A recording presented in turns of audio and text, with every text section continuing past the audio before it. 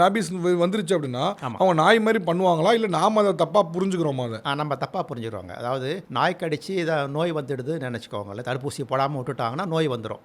So நோய் வந்ததுக்கப்புறம் இந்த விலங்குகளில் சொன்ன மாதிரியே தான் வந்து பாதிக்கப்பட்ட மனிதர்களுக்கு வந்து வெளிச்சத்தை கண்டா விரும்ப மாட்டாங்க. அவங்களும் வந்து இருட்டில் போய் போகணும்னு நான் அந்த நாய் மாதிரி பண்ண ஆரம்பிச்சிருவாங்க. இல்லை நாய் வந்து நான் சொன்னலைங்க, விலங்குகளில் வந்து இது மாதிரி இருட்டில் போய் ஒழிஞ்சிக்கும்னு சொன்னல.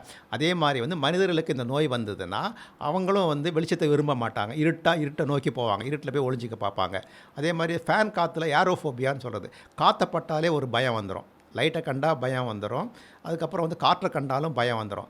அதாவது ஹைட்ரோஃபோபியா அடுத்தது 3வது. ஏரோஃபோபியாங்கிறது காற்றை கண்டா பயம். அதுக்கப்புறம் வந்து ஃபோட்டோஃபோபியாங்கிறது லைட்டை கண்டா பயம். 3வது வந்து ஹைட்ரோஃபோபியா. ஹைட்ரோனா வாட்டர். ஸோ வாட்டரை கண்டா பயம். தண்ணியை கண்டாலே வந்து அந்த பாதிக்கப்பட்ட மனிதர்களுக்கு வந்து ஒரு விதமான நடுக்கம், ஒரு அவேர்னஸ் வந்து இந்த வந்துடும். அவங்களுக்கு தண்ணியை கண்டா பயம் வந்துடும். தண்ணின்னு நீங்கள் ஒரு வார்த்தை சொன்னாலே வந்து அவங்க வந்து பயந்துடும்.